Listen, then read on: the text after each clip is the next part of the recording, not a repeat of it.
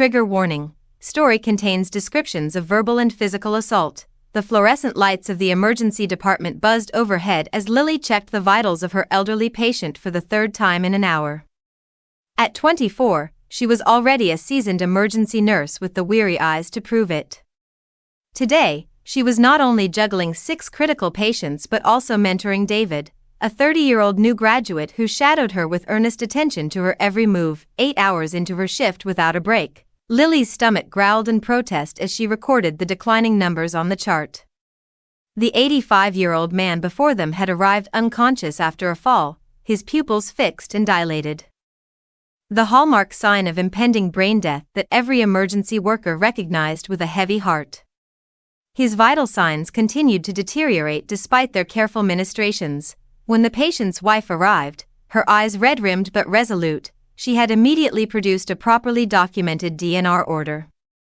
"We've discussed this many times," she explained, her voice wavering slightly as she clutched her purse with white-knuckled fingers. Harold never wanted extraordinary measures. He only wanted comfort at the end. Lily nodded, compassion etched across her face as she placed a gentle hand on the woman's shoulder. "We'll ensure he's comfortable, ma'am. I promise you that, for the next hour."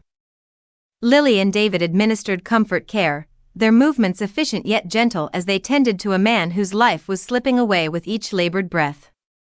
The atmosphere changed dramatically when the rest of the family arrived. While most family members accepted the situation with quiet grief, Harold's son, a hulking man in his 50s with rage simmering beneath his surface, refused to acknowledge the reality before him. "Do something," he bellowed, his face flushing crimson as he surveyed the minimal medical interventions being provided.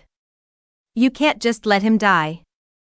Lily patiently explained the situation again, her voice soft but firm. "Your father's wishes were very clear, sir. We're following the medical directives he established. Our goal now is to ensure he doesn't suffer." The explanation fell on deaf ears. Every 15 minutes, the emergency button would blare through the department, sending staff running to the room only to find the son demanding interventions that would violate his father's explicit wishes. Each time, doctors and nurses would calmly re-explain, only to be met with escalating verbal abuse. "You're all incompetent," he shouted during one such episode, spittle flying from his lips. "You become doctors and nurses to save lives.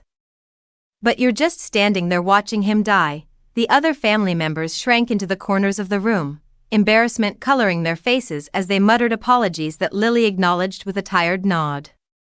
She could feel her patience fraying at the edges. Her other patients needed her body needed nourishment, and her mind needed a moment's respite from the barrage of hostility. After yet another tirade, Lily pulled the son aside. "Sir, I understand this is incredibly difficult," she said, her voice low and steady despite the exhaustion seeping into her bones. "But we cannot perform interventions against your father's wishes. It would be unethical and illegal. Moreover, your behavior is affecting our ability to care for other patients who desperately need attention. Please, we're here to help your family through this, but you must treat us with respect." For a brief moment, after his mother's tearful intervention, the son seemed to calm. Lily seized the opportunity to check on her other patients, instructing David to monitor the situation and call her if needed. 30 minutes later, David came running from the room, his face ashen and eyes brimming with unshed tears. He called me horrible names," he stammered, his voice breaking. "Homophobic slurs, told me I wasn't a real man, that I have no business being a nurse." A protective fury ignited in Lily's chest as she stormed back to the room.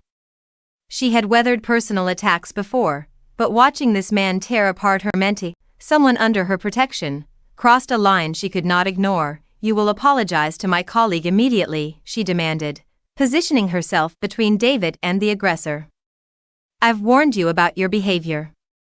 This is a place of healing, and we will not tolerate abuse of any kind." As she spoke, she discreetly pressed the duress button on her badge, a silent call for security that every emergency nurse hoped never to use but was grateful to have. What happened next unfolded in terrifying slow motion.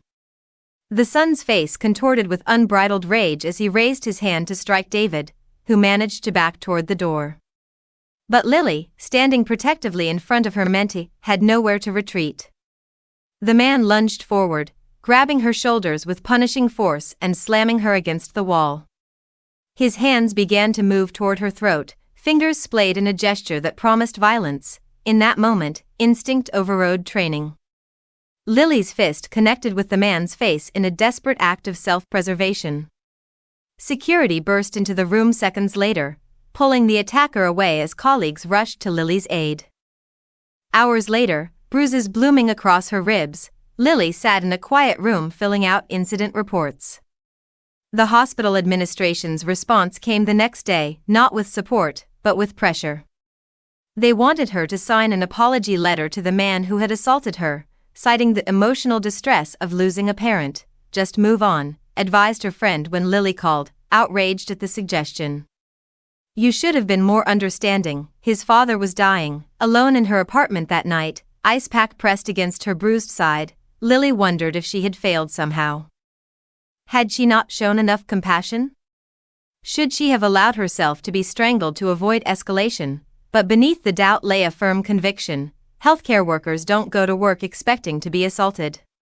No amount of grief justifies violence. And no hospital should expect their staff to apologize for protecting themselves. As she stared at the unsigned apology letter on her coffee table, Lily faced the question that haunts so many healthcare workers. In a system that often prioritizes patient satisfaction over staff safety, where is the line between compassion and self-preservation? What would you do in Lily's position? Should healthcare workers be expected to endure abuse and violence as part of the job? Share your thoughts below.